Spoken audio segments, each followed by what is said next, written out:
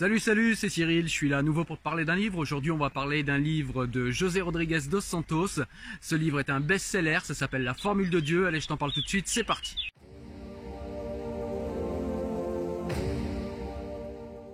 Alors dans un premier temps, quel est le sujet principal du livre? Alors c'est un sujet en fait de vulgarisation scientifique et c'est un livre en fait qui va s'intéresser par cette vulgarisation scientifique à cette question éminemment existentielle que se posent beaucoup d'êtres humains, sinon tous, à savoir est-ce que l'univers a été créé par une série de hasards ou bien est-ce que l'univers a été créé parce que derrière il y a une volonté et une intelligence. Donc au-delà de la vulgarisation scientifique, c'est également un roman à suspense, un roman d'espionnage même. On a un professeur d'histoire qui est également cryptologue, qui est abordé en Égypte par une scientifique iranienne qui lui demande de le rejoindre en Iran pour décrypter un manuscrit inédit qu'ils auraient de Albert Einstein et ils n'arrivent pas à le décrypter et donc ils auraient besoin de ce professeur cryptologue pour décrypter ce manuscrit. Le professeur accepte mais avant il doit rentrer au Portugal pour régler quelques affaires, etc. Et lors de ce retour au Portugal, il va également être contacté et démarché par la CIA qui va lui demander de jouer l'agent double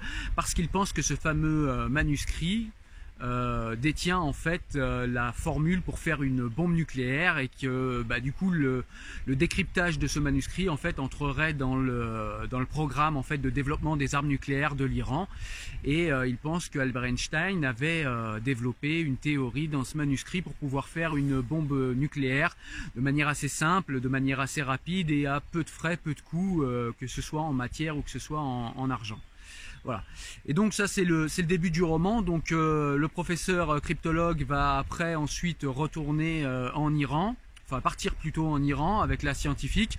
Il va essayer de décrypter ce fameux manuscrit, il va pas y arriver tout de suite et puis finalement la CIA va lui demander de faire des choses qui vont le mettre en porte-à-faux avec le gouvernement iranien. Du coup il va devoir vite partir de l'Iran, il va se faire courser dans le monde entier par les services secrets iraniens. Vont-ils l'attraper? Ne vont-ils pas l'attraper? Pourquoi? Comment? La CIA va également lui demander des comptes. Enfin, vous voyez, c'est vraiment un roman d'espionnage. Enfin voilà, il m'a tenu en haleine jusqu'à la fin du livre. Et à l'intérieur de ce roman d'espionnage, il va y avoir également de grands moments de vulgarisation scientifique où on va parler des théories anthropiques, qui sont des théories qui postulent qu'il y aurait une intelligence derrière la création de l'univers. Et qui démontrent scientifiquement pourquoi. Enfin en tout cas ce sont des théories, les théories sont exactes, les théories sont vraies, ce sont de vraies théories qui existent. On va parler également réviser pour ceux qui les ont déjà vus les théories de la relativité de Albert Einstein. On va parler d'autres théories. Lors d'un voyage au Tibet par notre fameux professeur cryptologue, on va également parler un petit peu de spiritualité.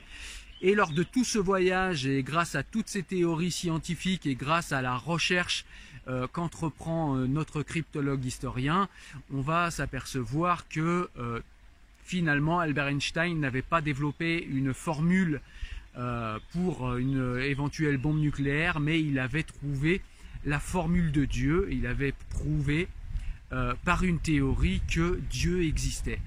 Comment? Je ne peux pas vous le dire, sinon le livre n'aurait plus d'intérêt, donc je vais vous laisser lire le livre et puis le découvrir. Voilà, comme tu l'as donc sûrement déjà compris, j'ai vraiment beaucoup aimé ce livre, je te le conseille extrêmement vivement. C'est un livre qui a des cours magistraux de théorie scientifique qui sont exposés de manière tout à fait exacte, de manière tout à fait factuelle et qui en plus sont cumulatives, c'est-à-dire que voilà, on nous explique comment les théories s'imbriquent l'une dans l'autre et comment elles peuvent nous faire arriver à des déductions, à certaines déductions, pas à d'autres, voilà, même s'il y a plusieurs pistes. Il y a également un excellent roman d'espionnage dans ce livre. Enfin voilà, vraiment tout ce qu'il faut pour un roman palpitant qui en plus vous enrichit au niveau scientifique, vous enrichit au niveau du savoir qu'il contient. Un livre que je te conseille très rapidement.